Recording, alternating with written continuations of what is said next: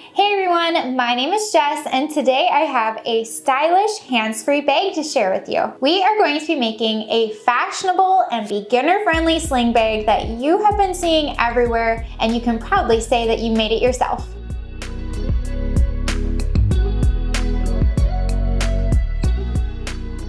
First of all, welcome to the Sallie Tomato YouTube channel. If you're new to sewing or like sewing fashion-forward projects, this is the place to be. Today's tutorial is going to cover the updated version of the 5th Avenue Fanny Pack, which was originally released for free in 2023. Updated and elevated, this official pattern release includes complete written and illustrated instructions along with resized pattern pieces. This updated pattern version includes pattern pieces to create a deeper fanny pack for more storage, quilting tips, optional fringe, and an optional swivel strap for a more comfortable fit. This essential hands-free bag works great as a sling bag or a fanny pack, and its convenient design fits all ages and fashion styles. You can now choose to wear this bag with an adjustable buckle strap option or an adjustable swivel strap option. You can easily adjust either strap style with the slider buckle. This pattern can be as beginner-friendly or as involved as you would like it to be due to all of the optional details. You can slim back the design to make it very beginner-friendly or add lots of options and embellishments depending on your fabrics as well to really elevate the look of the bag. The 5th Avenue bag pairs well with the Lucky Penny wallet, the Monroe card case, the Sylvia coin purse, and the Deanie pouch. This bag can truly be made to fit your individual style by the fabric options and the embellishments. The finished size of this updated pattern is 9 inches wide, 5.5 inches high, and 2 inches deep. The bag features a comfortable design, darts to add depth to the bag, an interior zipper pocket, a top zipper closure, adjustable webbing strap, optional quilting, and optional fringe. Before we get started, be sure to grab a pattern, see the description below this video, and follow the link to access the pattern information. All of the supplies you need are listed on the back of the pattern. We encourage you to use our retailer locator on our website to find a Sallie Tomato retailer near you. This pattern is suitable for nearly any type of fabric. Choose to use quilt cotton, canvas, sherpa, flannel, velveteen, denim, linen, faux fur, faux leather, micro suede, cork fabric, or any other non-woven. So once you decide on your fabrics, gather your supplies and your pattern, and we are going to get started by reviewing the materials that we need.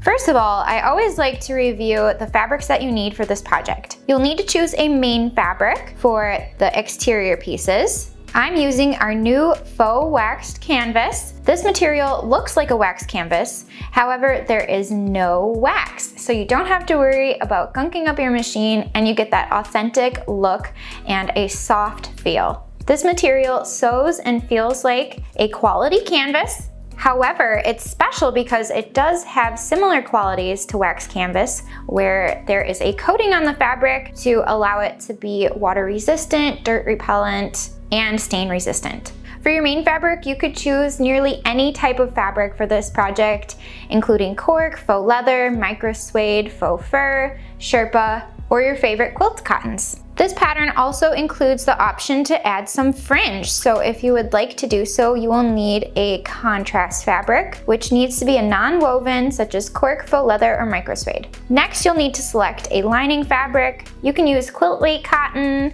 linen, or like me, I'm using our new Turtle Tex, which is designed for bag linings. This material is a coated cotton. It's very soft and durable for bag linings. It's water resistant, and since it has a coating on the back, it has a nice handle so you don't have to worry about adding any additional interfacing to your lining. Next, if you decided to use a non-woven fabric or a thicker or loftier fabric for your main fabric, then you'll want to cut some interfacing. If you're using a lighter weight material, such as canvas or quilt cotton, the interfacing isn't necessary unless you want to add that extra layer of structure, but you will need to decide if you want foam or fleece. For mid-wig fabrics such as faux fur or canvas, fleece may be a suitable option for you. For lighter weight fabrics such as linen or quilt cotton, foam has a nice body and structure to it for your bag. So it's up to you to decide which type of stabilizer that you want to add to your project depending on your main fabric.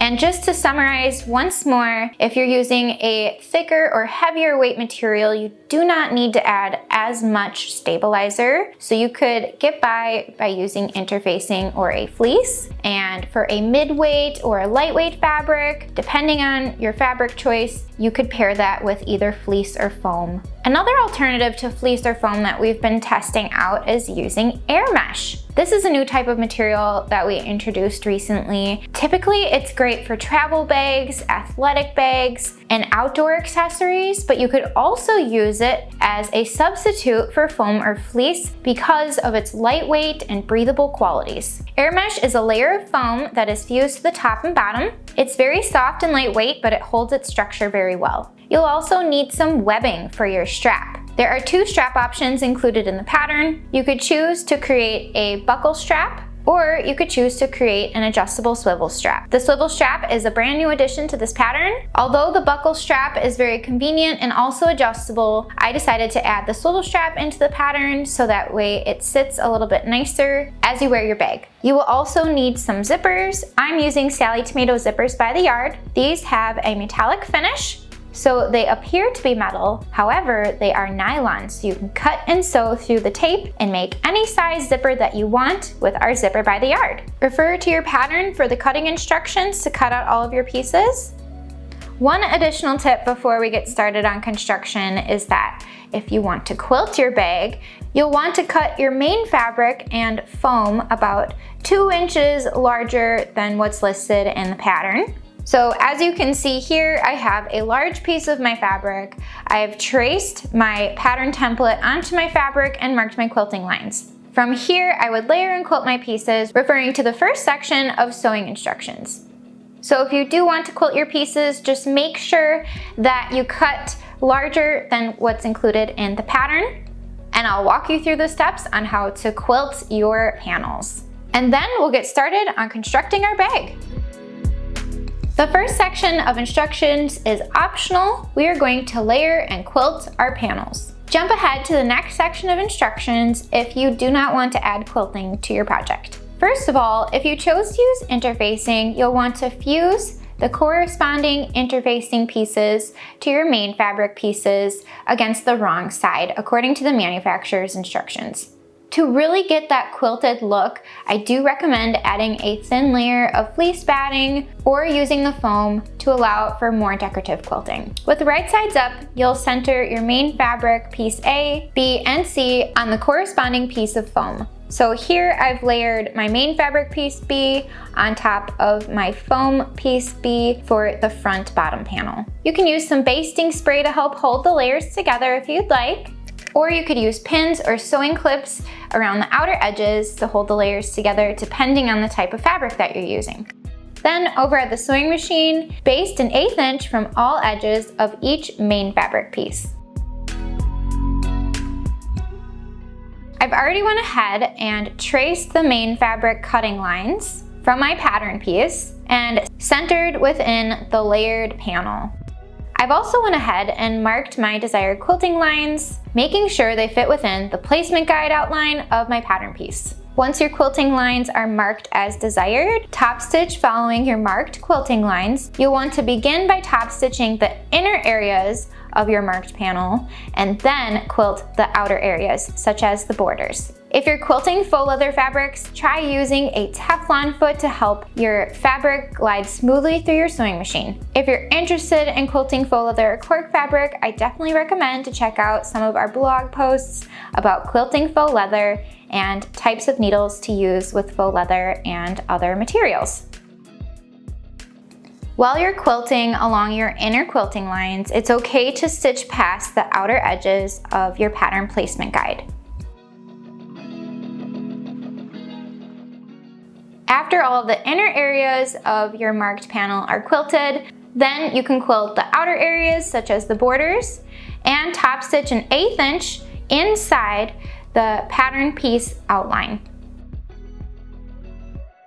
After your quilting is complete, recheck the measurements of each panel, and if needed, remark correct cutting lines referring to the cutting instructions and pattern pieces. You'll want to make sure that you keep your quilting design centered, and it's important to double check because sometimes the quilting can alter the size of the panel due to the variance and thickness of the layers and the amount of quilting that you added. Your fabric piece may essentially shrink. So make sure you recheck before cutting out each of your pieces along the cutting lines. Repeat the same steps to make sure that main fabric A, B, and C pieces are quilted. Next, I'll show you how to create the optional fringe front. I've already went ahead and marked a horizontal line along the top edge of main fabric piece B front bottom panel. Refer to the pattern for how far down to mark your horizontal line. After you've marked your horizontal line, use your scissors to cut along the marked line. For the fringe piece, I've already went ahead and marked the horizontal line according to the pattern down from the top edge of the contrast fabric piece G for your fringe. I've also already went ahead and cut the fringe. This was really quick and easy to cut with my cutting mat, ruler, and rotary cutter. You'll want to cut a 1/4 inch wide fringe up to, but not past, the horizontal mark. I recommend to use the measurements on your cutting mat to measure and cut all of the fringe across the entire piece G. Next, you want to use a removable pen or chalk to draw a second horizontal line on the wrong side of piece G down from the top edge according to your pattern. Then, with wrong sides up, align main fabric piece B to the top marked line on piece G. You can use washi tape to help hold the pieces together if needed. Then top stitch a 1/4 inch from piece B top raw edge. After sewing, trim off 2 or 3 piece G fringes at the opposite ends to allow for future seam allowances.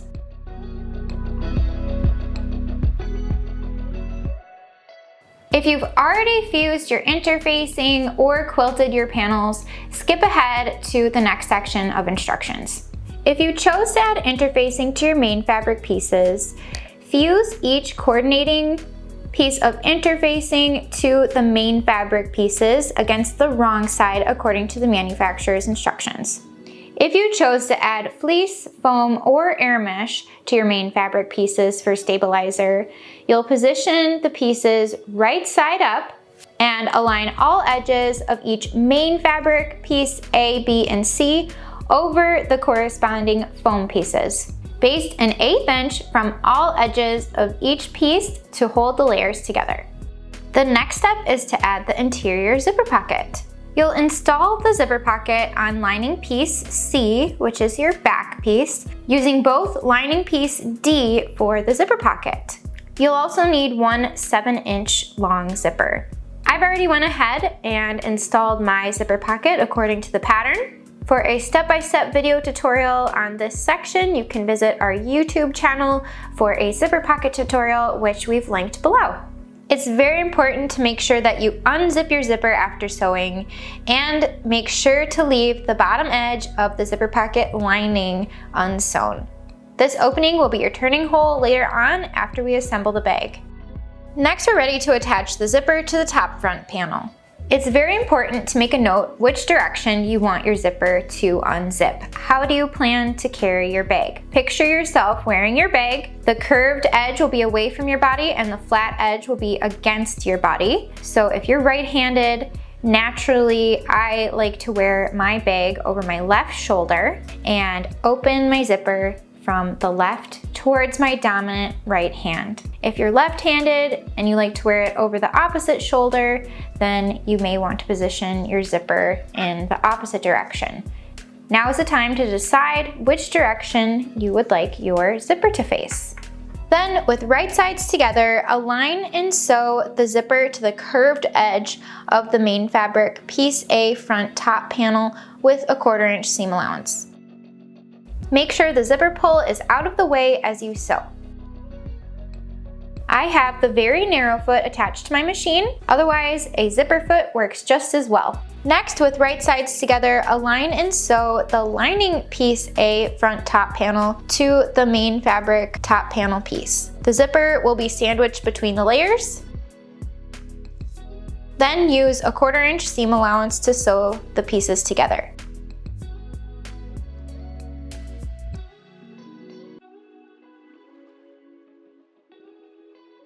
I recommend to trim the fabric seam allowance to an 1/8 inch wide along the curves to help reduce bulk. Just be careful not to trim the zipper tape.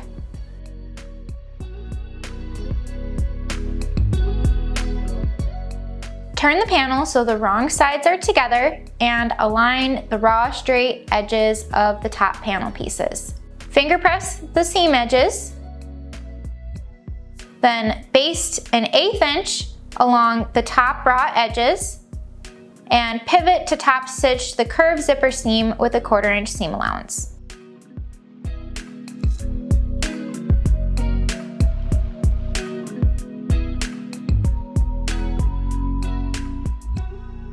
Next, we'll attach the zipper to the front bottom panel. Fold each of the front bottom panels in half to mark the center along the top straight edge. You'll want to mark on the wrong side or mark with a removable pen or chalk.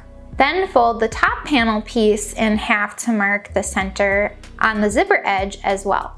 With right sides together, align the zipper edge with the center on the main fabric front bottom panel. Use pins or clips to hold the layers together, allowing piece B to curve with the zipper. The zipper may slightly extend beyond both sides of piece B. Sew the zipper to the top straight edge of the main bottom panel with a 1/4 inch seam allowance.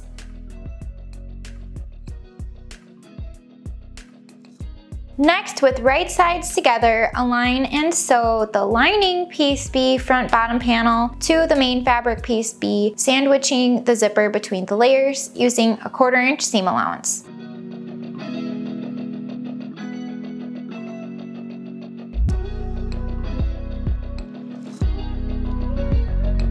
Turn the bottom panel's wrong sides together and align the edges. I like to clip the raw edges together just to make sure everything stays aligned. Finger press the zipper seam edges, making sure that the raw sides and bottom edges are aligned. Then from the right side of your fabric, top stitch a 1/4 inch from the zipper seam.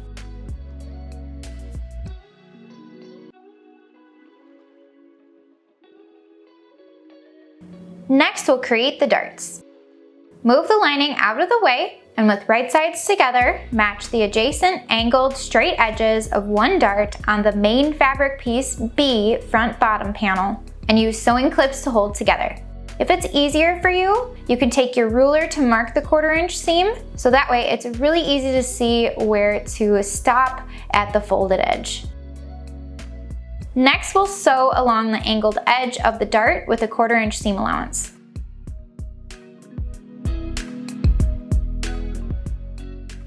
Repeat the same steps for the remaining dart on the main fabric and both darts on the lining fabric.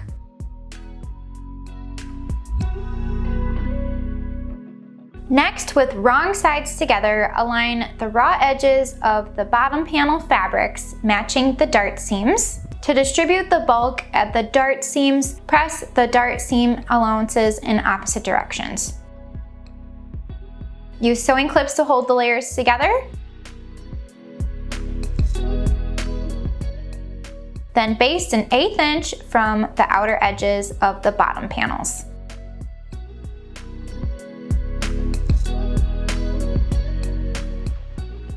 The next section is to prepare the adjustable buckle strap. If you'd like to create this strap style option, then you'll need your webbing, an 1.5 inch slider buckle, and a side release buckle. Continue watching if you'd like to see the tutorial, which I pulled from the original 5th Avenue video. Otherwise, skip ahead to learn how to attach the connectors if you'll be making a swivel strap. Start with your shorter piece, which is your strap connector, and you're going to separate your buckle. Grab the piece with the clips and thread your strap connector through the upper opening and fold your connector and align the raw edges. You can add a clip to hold the layers together. You'll want to finish off the raw ends either with a zigzag stitch or take a lighter and lightly touch it to the raw ends to melt the edges. So if you do decide to melt the ends, just be very careful, and then you'll repeat for each raw end of your strap piece.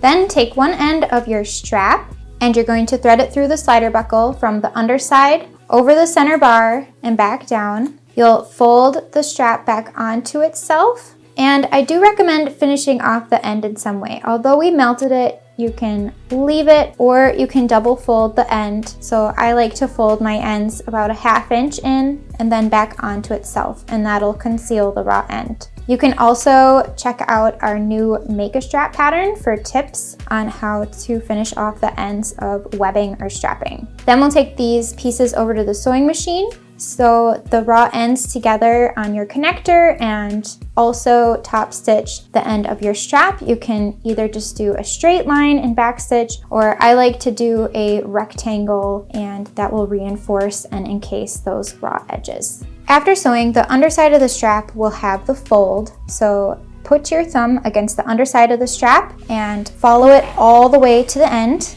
Then you're going to take your buckle and thread your strap from the underside to the top side through the buckle and feed some of the buckle through the strap. Make sure that the undersides are still together facing each other, and then you're going to thread the raw end of the strap back through the slider buckle. Next, to position each raw end of the straps, you'll want to make sure that each strap piece and buckle are facing up, and you're going to position them against the right side of your back panel of your main fabric. So with the right sides face up, you're going to attach your connector piece to the left-hand side of the back panel and your strap piece to the right-hand side of your back panel. So your slider buckle should be against the top side, and if you follow along, your buckle should be facing up as well. So position those according to the pattern and top stitch the raw ends in place. First of all, it's important to prevent the ends of woven webbing straps from unraveling. There are a few ways that you can do so. You can melt each end of the strap piece and the connector pieces by lightly touching it with a lighter. If your webbing is cotton or you're not comfortable with melting the raw ends, sew over each raw end several times, either with a straight stitch or a wide zigzag stitch. To create the swivel strap, start by threading each webbing piece E connector through each D-ring. Fold each connector in half, encasing the flat side of the hardware against the fold, and baste the aligned edges of each connector together. With right sides up, position the raw ends of the connectors along each side edge of the main fabric back panel, down from the top edge according to the pattern. Baste the raw ends of each connector in place 1/4 inch from the raw edges.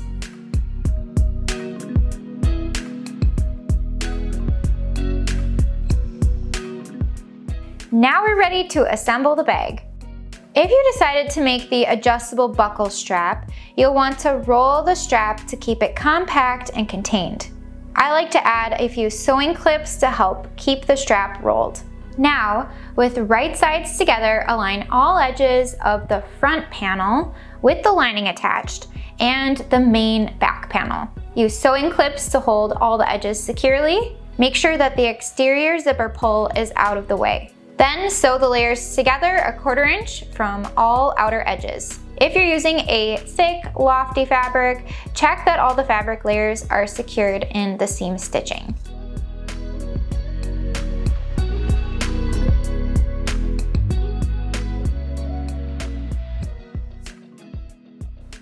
Make sure that your interior zipper pocket is opened completely. Next, take the lining piece C back panel and place it right sides together with the lining front panel. Align all raw edges and secure with sewing clips.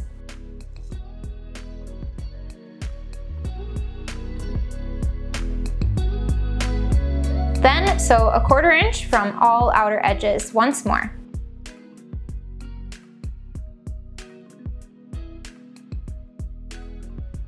After sewing, turn the bag right side out through the zipper pocket opening.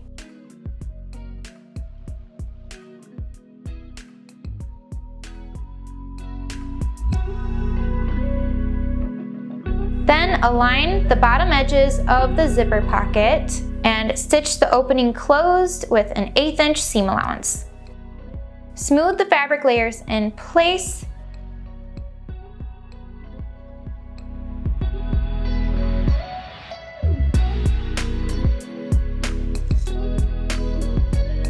And if you decided to make the adjustable swivel strap, the last section of instructions is to complete your strap. I've already went ahead and completed my swivel strap.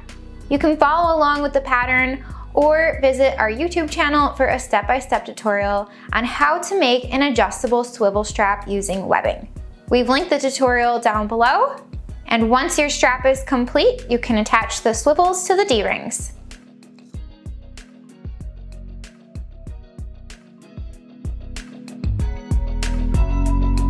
And your new 5th Avenue bag is complete. I hope you enjoyed learning how to make this bag. Thank you so much for watching this video. And if you have any other questions, let us know in the comments and we'll be there to help. We'd love to see how you're styling your new 5th Avenue bag. Use the hashtag SallieTomato and hashtag 5th Avenue bag on social media so we can see it. And if you like this video, let us know by giving us a thumbs up, and we'd love for you to subscribe to our channel so you don't miss out on any future videos. Thank you so much for watching, and I hope you'll check out the rest of our tutorials for more creative projects. See you next time!